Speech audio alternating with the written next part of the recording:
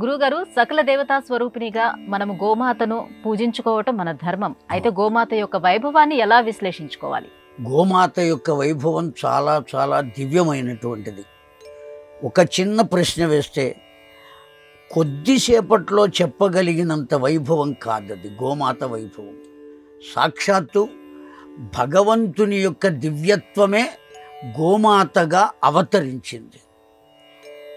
సర్వసాధారణంగా మేము చాలా గొప్పవాళ్ళము అని చెప్పుకునేటువంటి పండితులు కానీ, శాస్త్రవేత్తలు కానీ, వేద విధులు కానీ, ధనవంతులు కానీ, పదవిలో ఉన్నటువంటి వారు కానీ ఎవరైనప్పటికీ కూడా వారి చేత విసర్జింపబడిన పదార్థములు ఏవి పవిత్రములు కావు.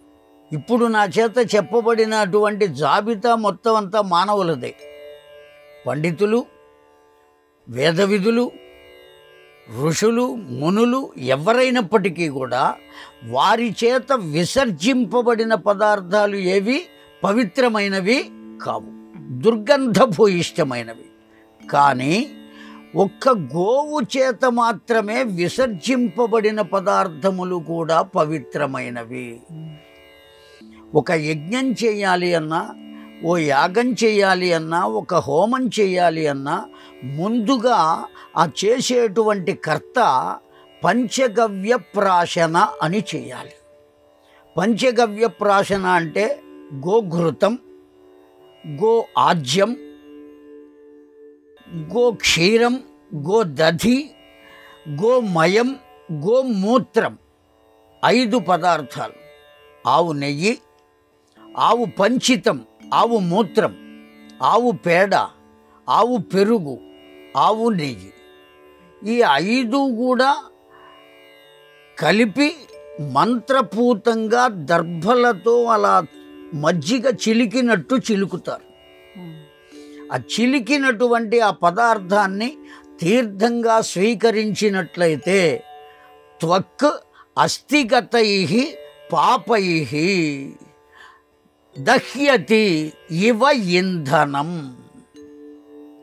ఒక ఇంధనాన్ని ఉపయోగిస్తే ఎలా అయితే ఆ వస్తువు దగ్ధమవుతుందో, ఆ ఇంధనము వల్ల ఈ గోవు యొక్క 5 భాగములు స్వీకరించినట్లయితే లోపల చర్మమునకు కానీ ఆ ఎముకలకు కానీ పట్టుకుని ఉన్నటువంటి పాపములు మొత్తం అన్నీ కూడా నశించిపోతాయి. ఆ కారణం చేత ఆ గోవు అంత పవిత్రమైనది. ఆ గోవు యొక్క శరీరం నిండా 33 కోట్ల దేవతలు ఆవహించి ఉంటారు అని శాస్త్రవచనం, పురాణములు కూడా మనకు అనేకంగా తెలియచేస్తున్నాయి.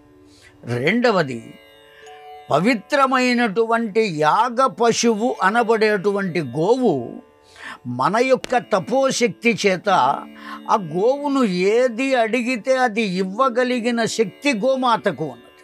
అందుకనే ఆ గోవుని కామధేనువు అని పిలిచారు. ఆ కారణం చేత అత్యంత పవిత్రమైనది గోవు.